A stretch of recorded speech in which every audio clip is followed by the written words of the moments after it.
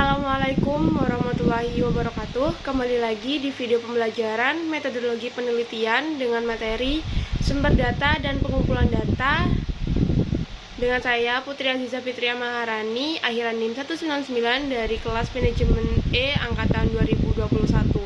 Baik, untuk yang pertama kita akan membahas tentang definisi data. Jadi data menurut Dr.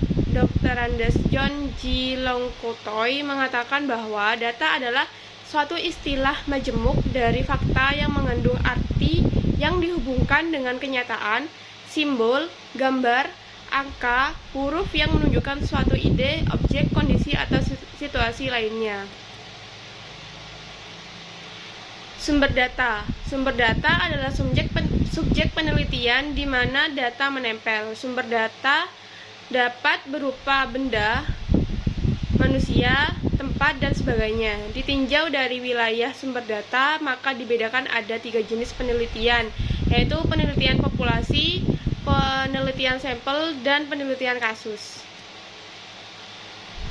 Jenis-jenis data. Yang pertama ada data kuantitatif, data kualitatif, interval data, rasio data, dan yang terakhir data ordinal. Data kuantitatif adalah data yang menyatakan besaran, jumlah, atau jangkauan tertentu. Biasanya terdapat satuan pengukuran yang terkait dengan data, misalnya meteran dalam pengukuran tinggi badan seseorang. Contoh data kuantitatif adalah skor tes dan ujian, berat badan seseorang, atau suhu dalam ruangan.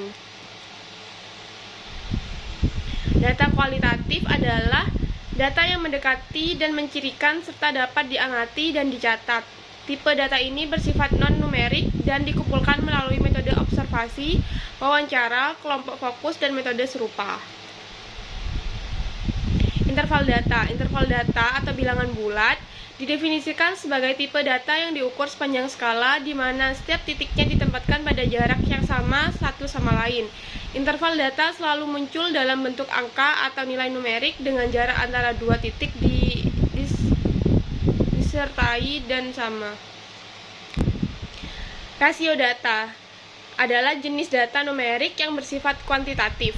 Data rasio yang dikumpulkan pada rasio skala memiliki jarak yang sama antara nilai-nilai yang berdekatan.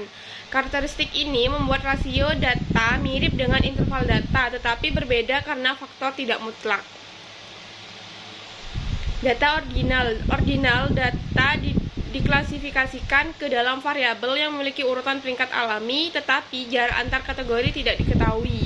Misalnya, variabel frekuensi latihan fisik dapat dibagi dalam beberapa kategori seperti tidak pernah, jarang, kadang-kadang, sering, dan selalu. Dengan memahami jenis-jenis data yang digunakan dalam statistik dan penelitian ilmiah pada umumnya, data saintis pemula dapat mengolah data dengan benar dan mendapatkan hasil analisis yang paling sesuai. Data berdasarkan sifatnya dibagi menjadi 2 jenis, yaitu data kualitatif dan data kuantitatif. Beberapa jenis data lain seperti data interval dan rasio termasuk dalam bagian data kuantitatif, sedangkan data ordinal termasuk ke dalam bagian data kualitatif. Teknik-teknik pengumpulan data. Yang pertama ada wawancara, observasi, angket, studi dokumen. Yang pertama itu ada wawancara. Wawancara adalah teknik pengumpulan data yang dilakukan melalui tatap muka dan tanya jawab antara peneliti dan narasumber.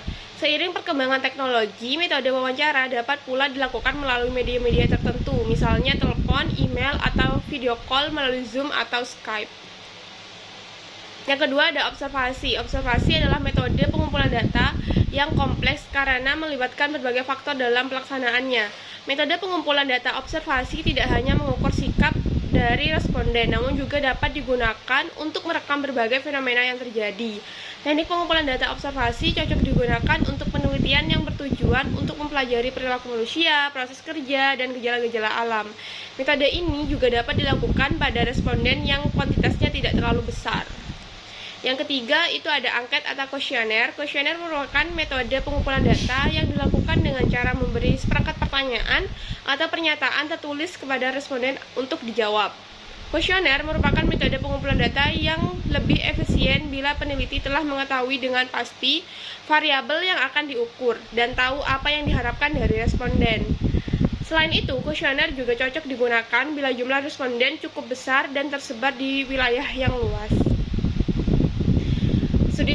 Studi dokumen adalah metode pengumpulan data yang tidak ditunjukkan langsung kepada subjek penelitian adalah jenis pengumpulan data yang meneliti berbagai macam dokumen yang berguna untuk bahan analisis.